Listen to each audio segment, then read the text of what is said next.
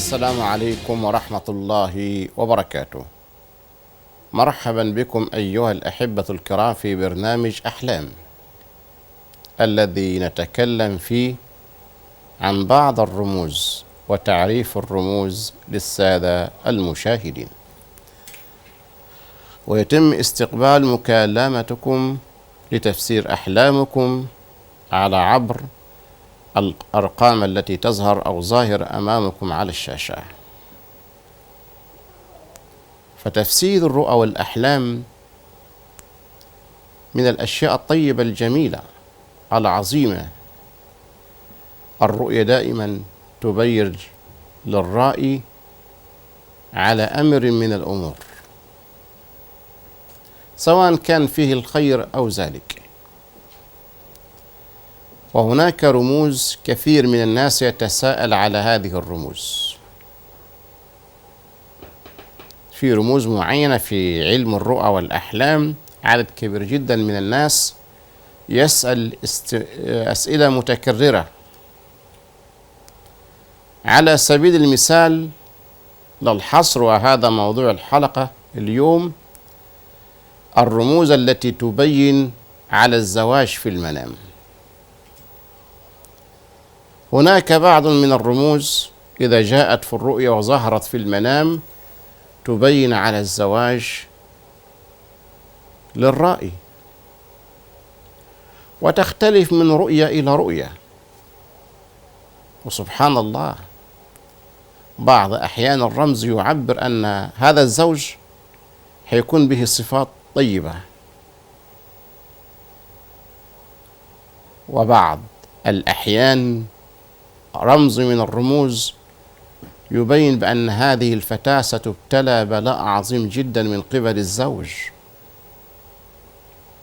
بعض أحيان يكون في رمز من الرموز يعرف أن هذا صاحب المنام سيتزوج من امرأة عصبية، عندها العصبية وعندها بعض الأفكار الشاذة. نذكر من هذه الرموز على سبيل المثال، وهناك أمور كثيرة جدا ورموز كثيرة جدا تأتي بهذا الشكل، زي رؤية القطار في المنام. لو واحدة من الناس رأت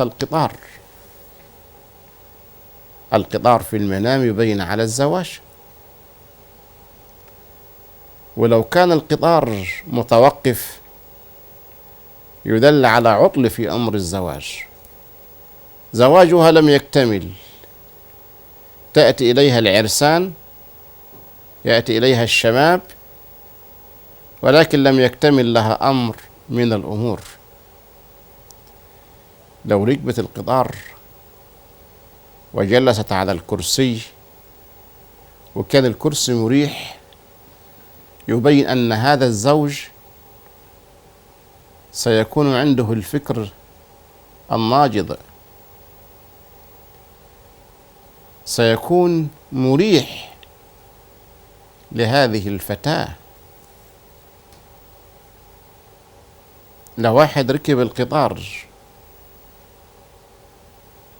وكان في ملابسه ثقب فتحات، يدل أن هذا العريس فيه بعض العيوب، يحتاج إلى تصحيح للمفاهيم، يحتاج إلى الوعي وإلى النصيحة وإلى الرشد.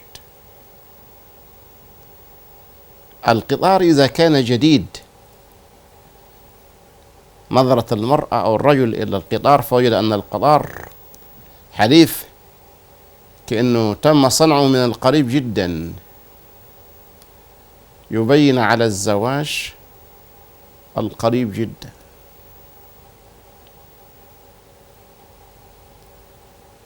لو واحدة رأت القطار قديم، مثلا القطار له حوالي 50 سنة، سيمن الله عليها بالزواج من إنسان عنده القوة والشهامة والمروءة، ذو معدن طيب وذو أساس طيب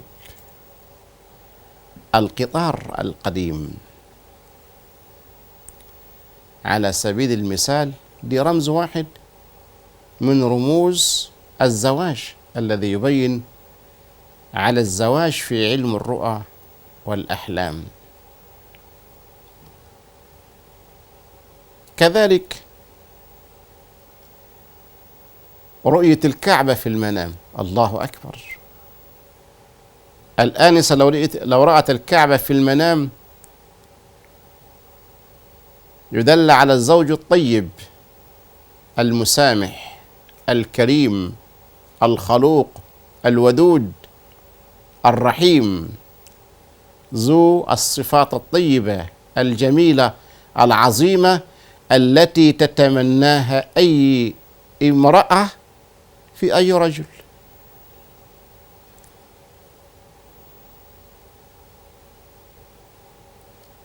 لو المرأة رأت الرجل يلبث ثياب جميلة،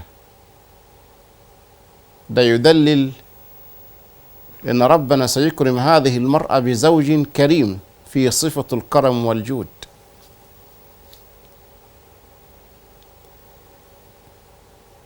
لو الفتاة رأت الرجل عند الكعبة متعطر ذو رائحة طيبة، يدل أن ربنا سيمن عليها بزوج عنده حسن الأخلاق والسلوك.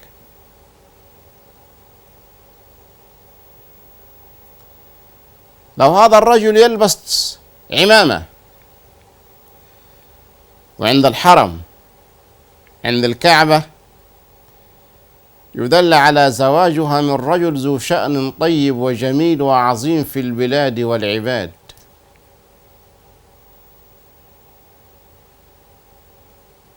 لو المرأة رأت الرجل يصلي عند الكعبة يدل أن صاحب الذي كان في المنام،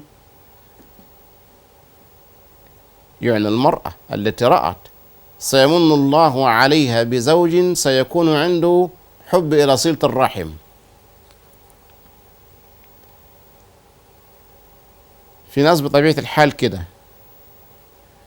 تحب صلة الرحم، اللهم اجعلنا منهم، قولوا آمين. والنصيبة الكبيرة إن في ناس تكره صلة الرحم، وهذا منهي عنه في شريعة الإسلام وسنة خير الأنام محمد عليه الصلاة والسلام، لأن الرحم ده مشتق اسم من أسماء الله ومشتق من ربنا، فمن وصل الرحم وصله الله ومن قطعها قطعه الله.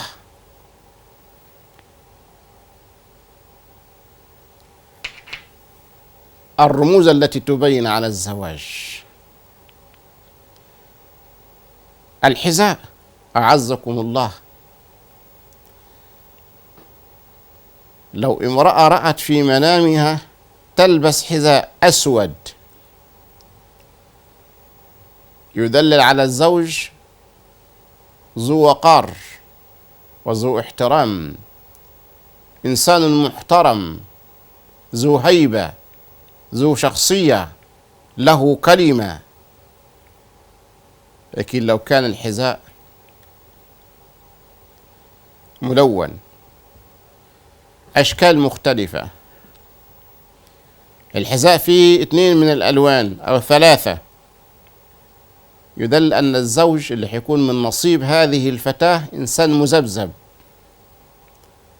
إنسان كذاب يحب المراوغة، يقول لها أنت أجمل مخالق ربنا وأنا بحبك حب الجنون، ويكون هو عينه زايغة، ويكون هو أصلا يقول الكلام ده ل1000 واحدة غير هذه المرأة، وقيس على هذا المنوال.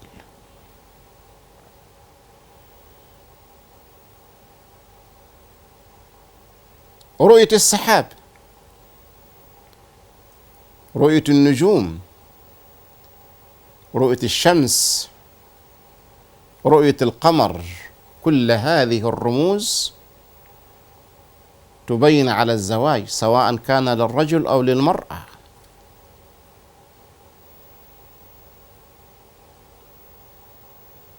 رؤية المصحف، القرآن الكريم، اللي يشوف القرآن في المنام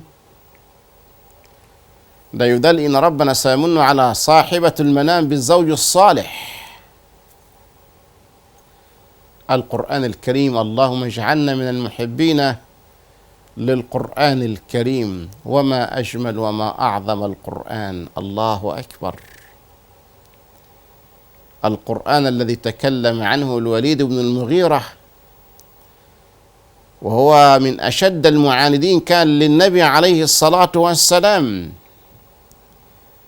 وعندما سمع بإسلام أفواج من الناس أراد أن يتناقش ويتناظر مع رسول الله صلى الله عليه وسلم، ونصحوه قومه، قالوا لا تذهب إلى محمد، ده محمد بليغ في اللغة العربية، ده محمد ديت عليه الصلاة والسلام ساحر. فقال الوليد بن المغيرة: لو كان بليغا فنحن أصل اللغة، وإن كان ساحرا عرفناه بسحره. فلما ذهب الوليد بن المغيرة إلى رسول الله صلى الله عليه وسلم ودار بينهم حوار ونظار مناظرة، فالنبي عليه الصلاة والسلام قرأ عليه القرآن للوليد بن المغيرة، فقال النبي عليه الصلاة والسلام: إن له لحلاوة. عندما قرأ القرآن النبي عليه الصلاة والسلام للوليد بن المغيرة، فالمغيرة ذهب إلى قومه قالوا: ماذا فعلت بمحمد؟ أنت عملت إيه مع محمد صلى الله عليه وسلم؟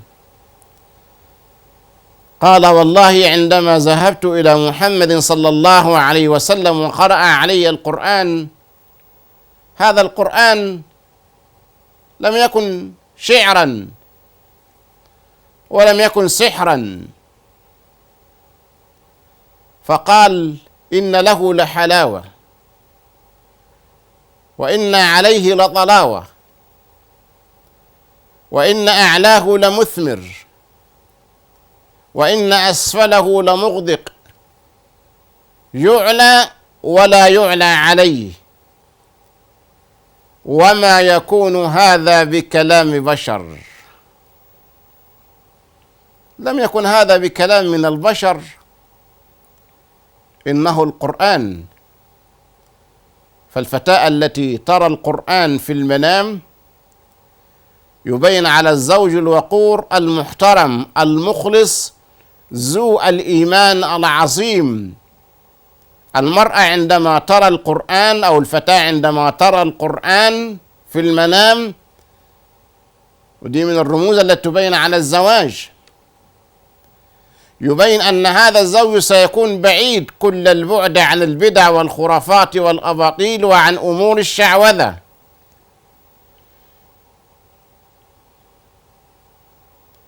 طيب لو الفتاة رأت القرآن وفتحته على صورة معينة، اتفضلي يا منى. السلام عليكم يا فضيلة الشيخ. وعليكم السلام ورحمة الله وبركاته يا منى. لو سمحت اسال حضرتك على حاجة. اتفضلي. أنا حلمت حلم إن إحنا عندي حمام كتير، يعني البيت مش بيتنا بس حلمت فيه حمام كتير قوي. تمام. والحمام ده بسم الله ما شاء الله أكبر يعني بزيادة، وأنا قاعدة معاه. تمام. ده تفسيره إيه؟ أنت آنسة يا منى؟ الحمام دي رمز من ضمن الزواج يا منى. إيه؟ رمز من ضمن رموز الزواج، سيمن الله عليك بالزواج، ويدل انك انت انسانة مسالمة لا تحب الخلافات ولا تحب المشاكل، والله اعلم. الحمام ده يدل على السلام، يدل أن صاحب المنام ما يحبش الخلافات ولا النكد. طب واحد يسأل السؤال، فقلت الشيخ هو في حد في الدنيا يحب الخلافات ويحب النكد؟ أيوة.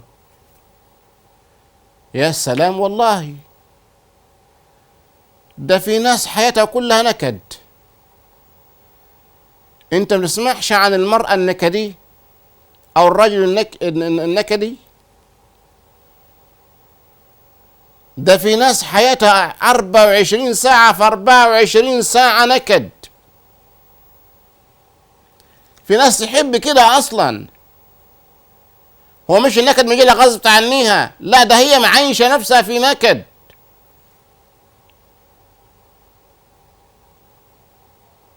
فواحدة والله العظيم أعرفها معرفة شخصية، إذا جاء إليها الفرح فرحت، جت لها مناسبة سعيدة بسرعة تجيب لك حاجة تشغلها كده حزيني عشان تبكي. ليه؟ تقول لك أنا ما أعرفش أفرح، أنا أحب أن أكون حزينة دائما. في ناس كده.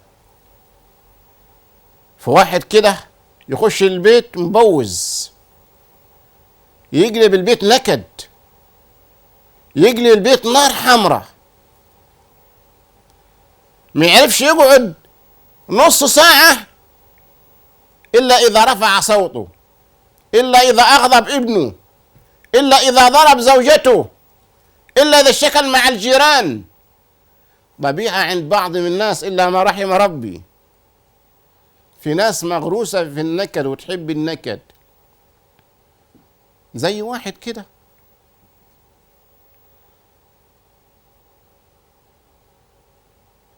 دائما يذهب للمحكمة. في ناس والله تروح عند المحكمة كده، ما قاعدين خارج المحكمة دول أنا كان عقلي يشت، دول جالسين ما يعملوا إيه؟ دول فضلت الشيخ جالسين عشان يشهدوا زور، عشان لما يكون في قضية أو في مرأة مثلا ما خدش الذهب بتاعها أو خد الذهب بتاعها أو ميراث أو كذا، دول قاعدين خارج المحكمة متخصصين إن هم يتأجروا والواحد ياخد له 100 ولا 200 ولا 300 جنيه عشان يقف قدام القاضي ويقول والله العظيم أقول الحق، شفت، يقول شفت بعين التنين. هو ما شافش ولا ما يعرفش حاجة عن الموضوع ولا يعرف أصلا صاحب القضية، ولكن ملقن. هو طبيعته كده، يحب شهادة الزور. اللهم احفظنا جميعا، قولوا آمين. زي الناس، في واحد من الناس يجي كده بالليل ويضع رأسه على الوسادة على المخدة، مش واحد لما يجي ينام. بعض من الناس يقول لك يا عم أنا جيت حجر النهاردة، أنا النهاردة لما جيت نمت صليت على النبي عليه الصلاة والسلام 1000 مرة قبل ما أنام. واحد تاني يقول لك أنا قرأت سورة البقرة كاملة. واحد يقول لك أنا قرأت آية الكرسي 50 مرة. وواحد بمجرد ما يضع راسه على الوسادة كده على المخدة بيفكر يعمل فتنة بين فلان أو علان أو زيد أو عبيد. أنا بكرة هخرب على فلانة. زي المرأة اللي تروح لجارتها ويكون حياتها أصلا مدمرة، الحياة بتاعتها خربانة خالص، وتروح عند الجارة بتاعتها تقول لها لأ جوزك ما كانش حق يعمل كده، ده أنا لو جوزي عمل كده أنا أعمل له وأسوي له وأسوي له وأسوي له، ويكون هو جوزها ما يعمل 1000 مرة من هذا. تخلي المرأة دي قلبها كده يسخن، تشاكل مع الزوج، يتم الطلاق لها، خربت عليها. ناس طبيعتها كده. حتى في الإعلام المصري، في الإعلام تجي لك مذيعة تقول لك لا كرامة للمرأة، المرأة لها كرامة. إيش يزعق لها؟ هو الزعيق للرجل والمرأة منهى عنه، التخويف والترهيب منهى عنه.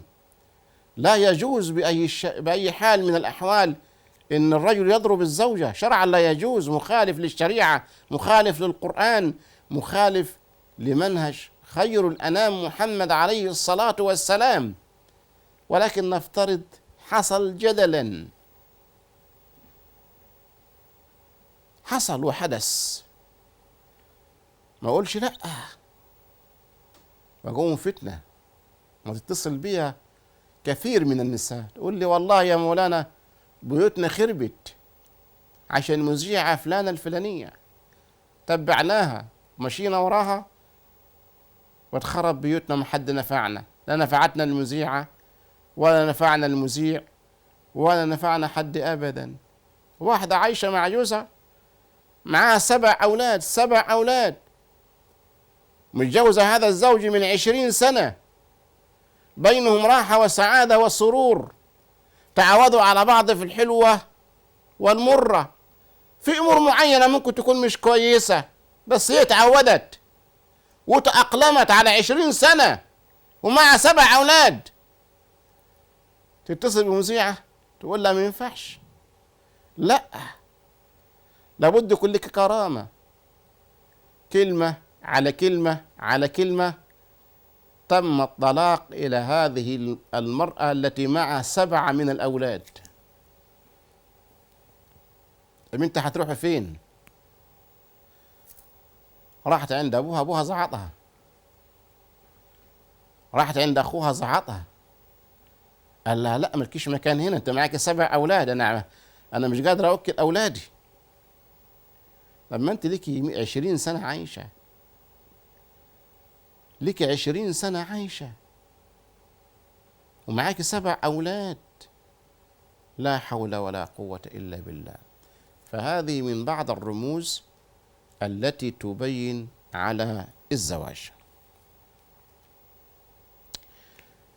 من ضمن الرموز التي تبين على الزواج في علم الرؤى والأحلام الفراش، الفرشة في المنام،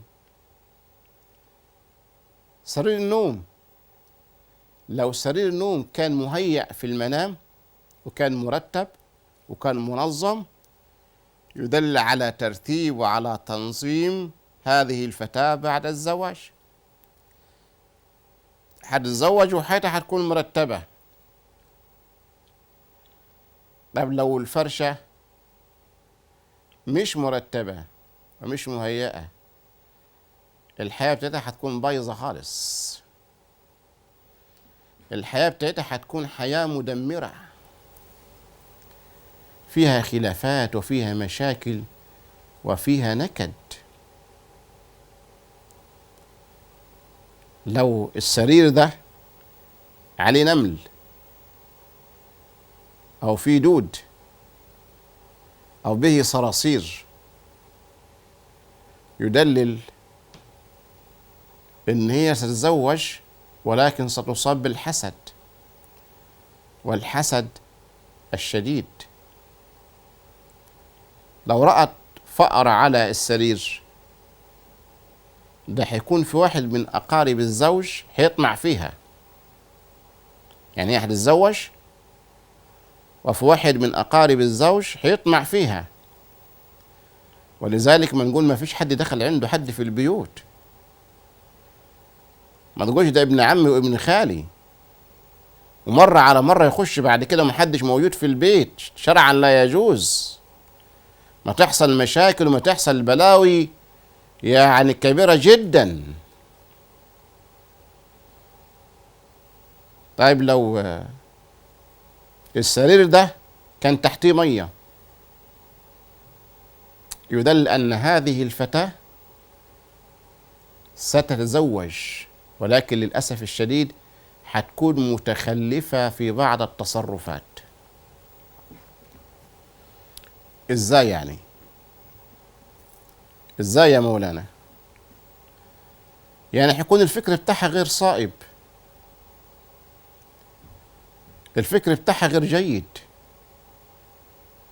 أنا حضرت خلاف بين واحد نقول لي يا مولانا والله العظيم أي حاجة تحدث في البيت الأم ألو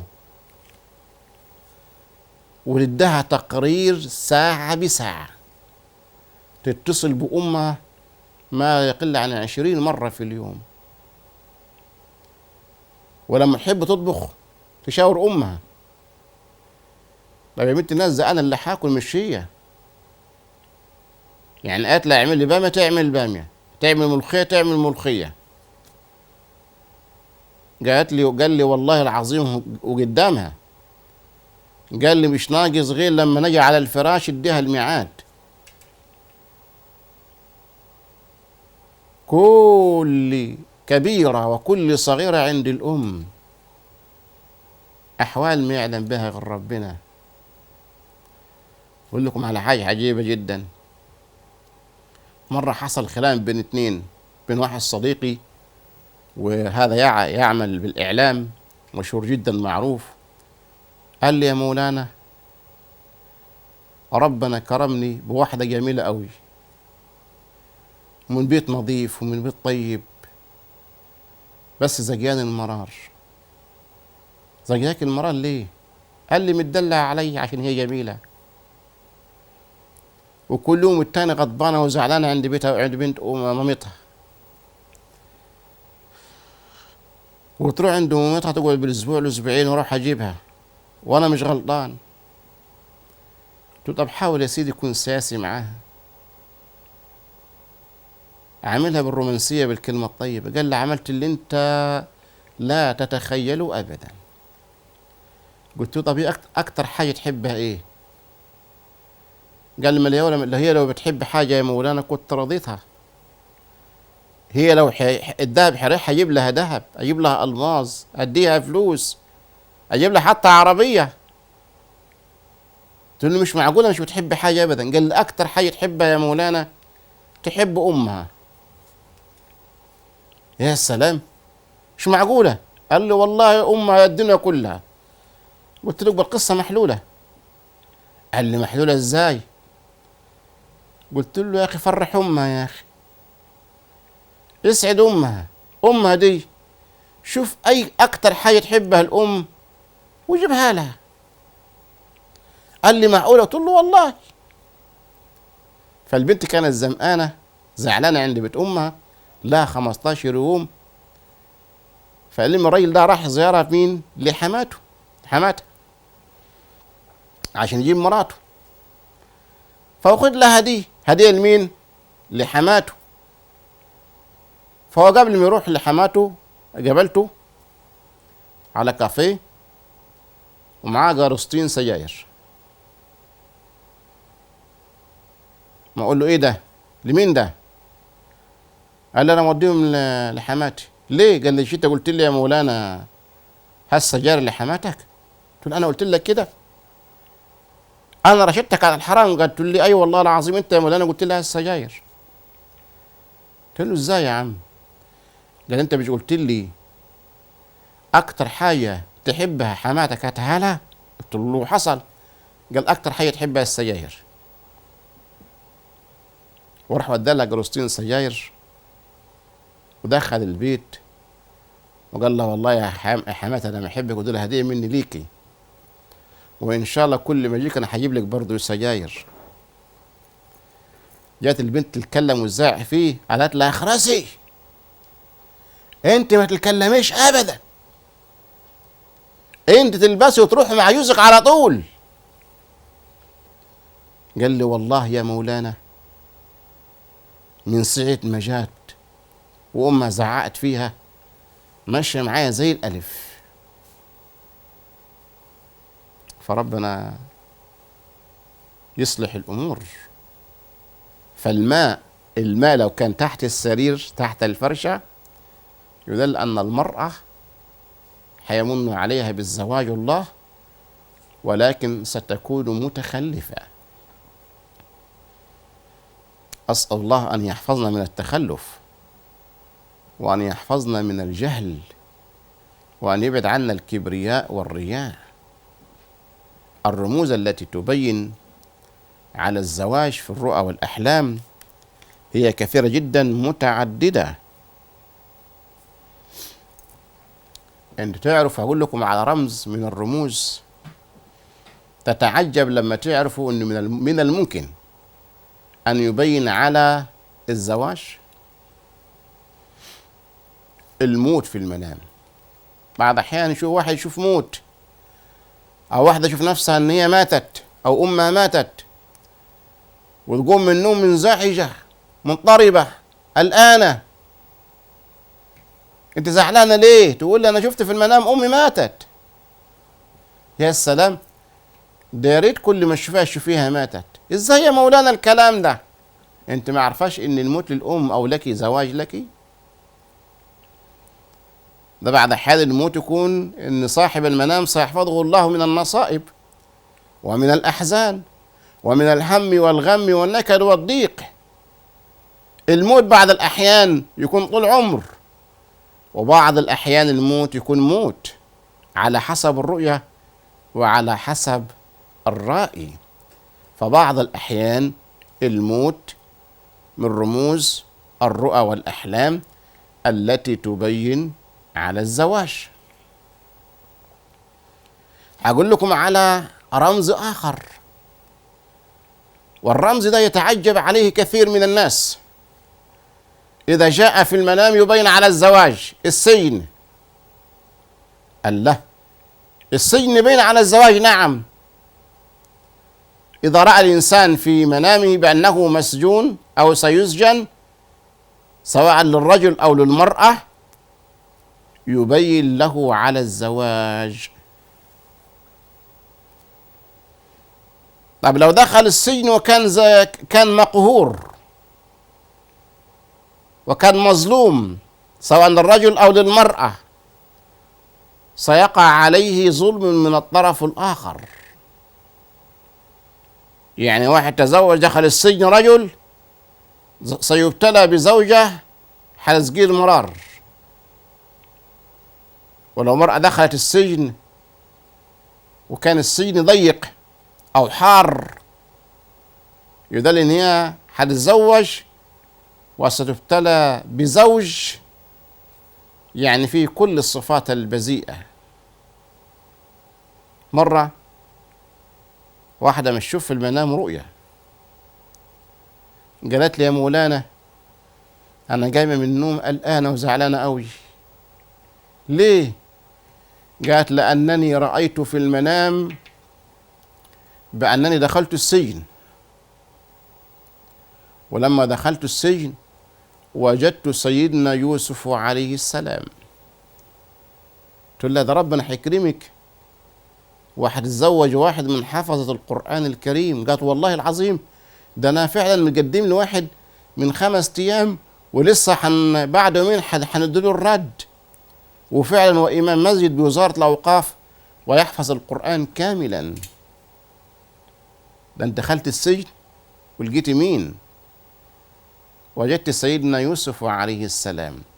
بس كان المنام يبين عشان يبقى صريح للنقل أن هذه الفتاة تعرضت إلى محنة، لأن سيدنا يوسف عليه السلام وأنتم تعلمون جميعا قصة يوسف وما وقع فيه يوسف من المكر ومن الخديعة ومن المؤامرات ومن الدسيسة ومن امرأة العزيز ومن الجب ومن يعني من أشياء كثيرة جدا حدثت لسيدنا يوسف عليه السلام. فيدل أن هذه الفتاة التي رأت بأنها مسجونة ودخلت السجن وجد سيدنا يوسف عليه السلام هي مرت بمحنة شديدة ومحنة عظيمة جدا قبل ذلك في الأيام الماضية. والله جل وعلا سيغير وسيبدل لها الأمور للأحسن والأفضل والأجمل. والله جل وعلا سيجعل لها من بعد العسر يسر، ومن بعد الضيق سيكون لها الفرج. لأن سيدنا يوسف عليه السلام يعني سبحان الله ألقي في البئر ونجا من المؤامرة ومن الدسيسة من أخوة سيدنا يوسف، ونجا من مؤامرة زوجة عزيز مصر، وربنا سبحانه وتعالى جعله على خزائن مصر بعد السجن وبعد التعب وبعد الألم وبعد الفتن والمؤامرات والدسيسة. ربنا أعطى لسيدنا يوسف عليه السلام، أعطاه الخير العظيم. فالسجن بعض الأحيان يبين على الزواج. قبل واحد رأى في منامه بأنه في السجن، وهو في السجن ده في المنام رأى بأنه نائم، وفي النوم رأى في منامه رؤيا.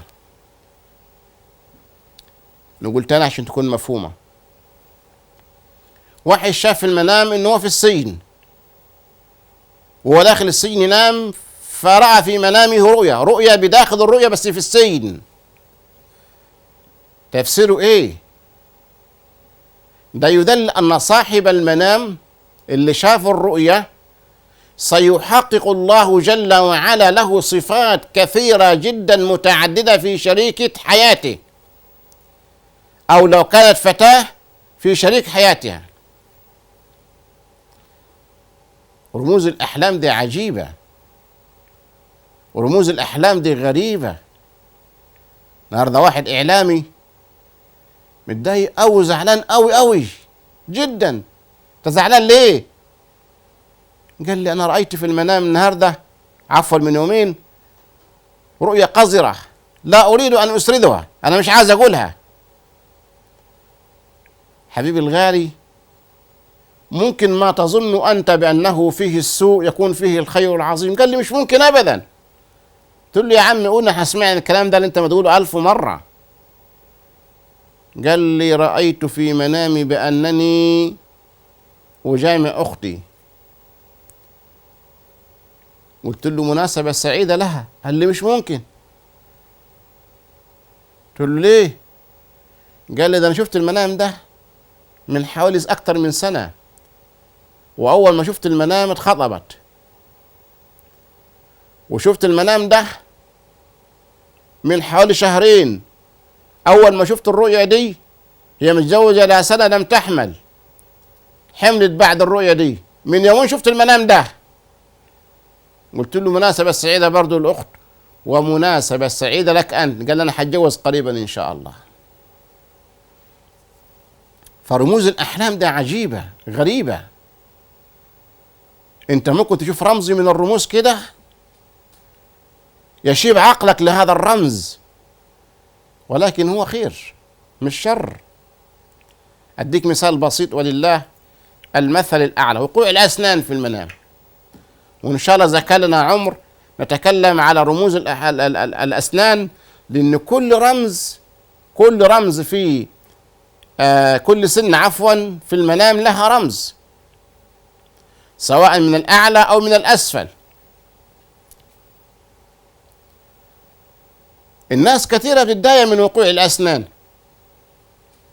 مع أن وقوع الأسنان ممكن يكون زواج، ممكن يكون حمل، ممكن يكون طول عمر. خلي بالك هنا، وقوع الأسنان ممكن يكون تعب ومرض، ممكن يكون موت، بس على حسب الرؤية وعلى حسب الرأي.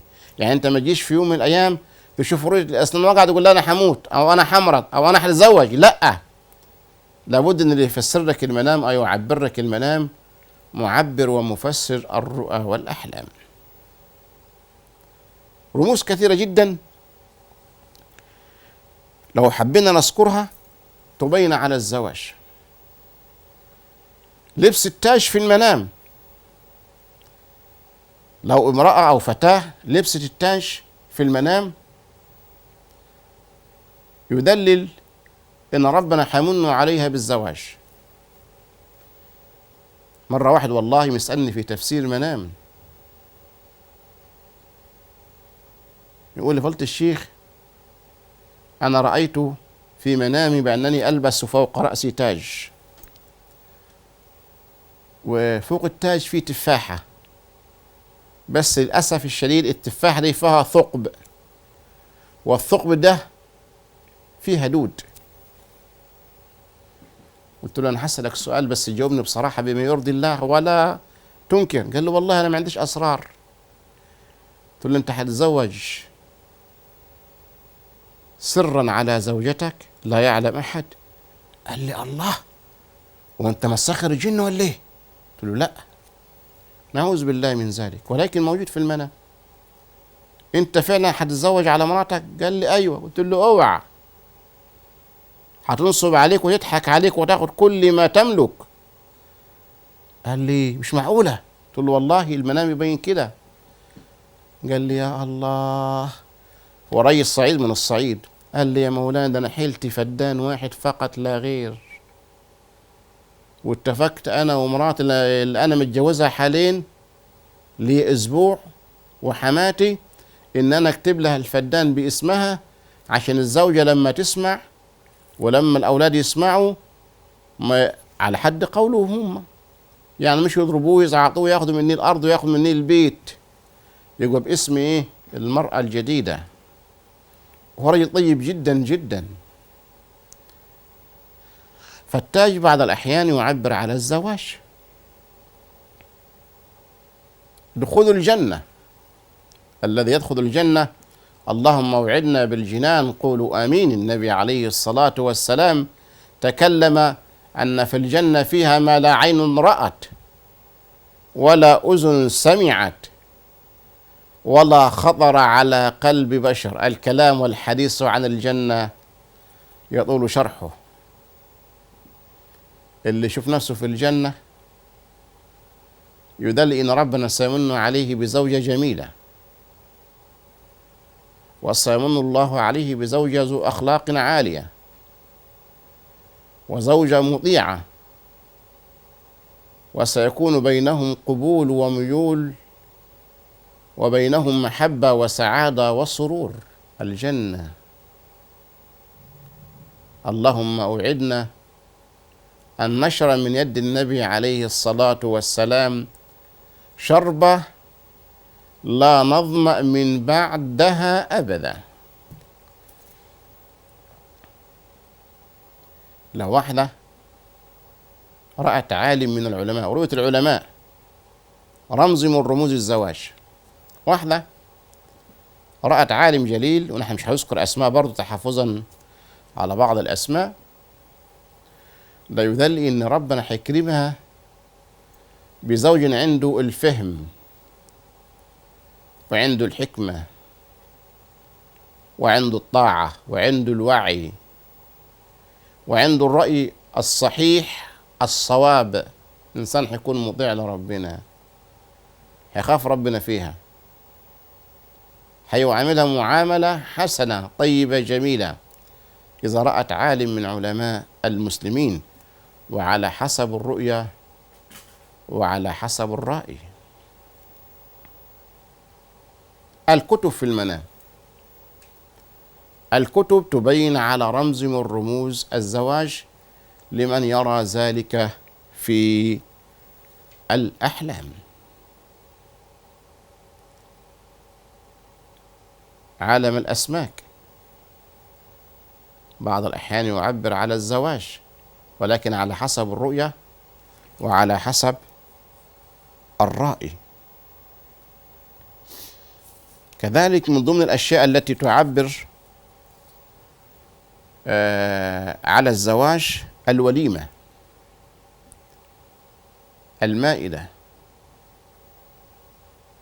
لو في وليمة أو في مائدة ده مناسبة سعيدة، ولو فتاة أو رجل سيمن الله عليهما بالزواج. طب واحدة صلت استخارة مثلا، جبالي ما يحدث كثير، واحدة ما تصلي استخارة على شاب معين، ولكن ما رأتش اللي هو متقدم لها للزواج، ولكن رأت خطيبها السابق، تقول لك لا، ده الرؤية تعني خطيب السابق. لا، ده خطيبك السابق جاء في المنام ما هو إلا رمز، ما هو إلا إيه؟ إلا رمز، رمز إلى خطيبك اللي هو متقدم لك للزواج. المنام يقول لك تقبليه أو لا تقبليه. ولما تصلي استخارة على حاجة معينة وربنا يقول لك اقبل أو لا تقبل، اعلم علم اليقين إن كلام ربنا في المنام فيه الخير ليك. يعني لو انت صليت استخارة على زواج ولقيت الرؤية وحشة قوي والمعبر قال لك ده وحشة وقال لك لا تقبل الزواج لا من قريب ولا من بعيد زي ما يحدث بعض الأحيان، وتم الزواج حيتم الطلاق. واحد في مرة من المرات مسألني، قلت الشيخ أنا رأيت في منام رؤيا بناء عن صلاة استخارة، رأيت الفتاة اللي أنا صليت عليها الاستخارة يخرج من صدرها دود. قلت له اوعى تقبلها للزواج، اوعى. قال لي معناها ان هي مش كويسه سيئه السمعه. قلت له ما قلتلكش كده، ده معناها انك انت هتكون في فكر وهي في فكر اخر. انت ممكن تكون كويس حافظ القران وهي حافظه القران كويسين التنين، بس الطباع تختلف. عشان لما يجي لك معبر الرؤى والاحلام يقول لك لا تقبل الزواج، مش معنى ذلك ان هذه المراه او هذه الفتاه سيئه الخلق او هذا الشاب سيء الخلق، لا، ده هو لا يصلح للزواج لك، معناه ان حيكون في بعد في الفكر، حتكون في مشاكل، ممكن تكون في خلافات ومشاكل مع صهرتك مع حماتك مع مش عارف ايه، وحيتم الطلاق او حيتم المشاكل لا يحمد عقباها. قال لي يا مولانا ما هي جميله قوي وعجباني. قلت له والله لو انت عاوز تتجوزها شهر وشهرين دي براحتك انت، لان المنام يبين انك انت لا تقبلها للزواج. تزوجها بعد 3 شهور بالضبط تم الطلاق، 3 شهور. قال لي والله يا مولانا عشت 3 شهور وكأنني والعياذ بالله أعيش في نيران حمراء. لما هو أنت قلت المنام بناء عن استخارة، وربنا أعطاك الرمز ومفسر الرؤى والأحلام فسرك. أنت إن أردت أن تعاند فعاند مع نفسك. دي من ضمن الأشياء التي نتعلمها في أمر الزواج. وبرضه حتى أحب أقول لكم حاجة عجيبة جدا في موضوع صلاة الاستخارة. الأصل في الاستخارة إيه؟ في ناس كثيرة جدا معظم الناس يقول لك الاستخارة في الرؤية، لأ. أنت لما تصلي صلاة استخارة الأصل فيها الأول القبول وعدم القبول. إيه القبول وعدم القبول يعني؟ أنت صليت استخارة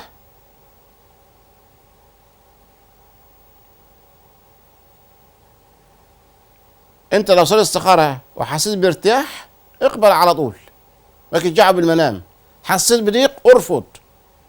طب انت مفيش لا قبول ولا انقباض، يبقى تبص للرؤية. طيب الرؤية مفيش رؤية ولا قبول ولا عدم قبول، سيب الامر لله واقدم على الزواج. لو كان في خير ربنا هيسره كالبرق، ولا ما كانش في خير ربنا هيعقده كل التعقيد. فان شاء الله هنكون معاكم ان شاء الله كل يوم الاثنين الساعة 4 عصرا لتعبير وتفسير المنامات. تكونوا معنا وبارك الله فيكم وجزاكم الله عنا خيرا، والسلام عليكم ورحمة الله وبركاته.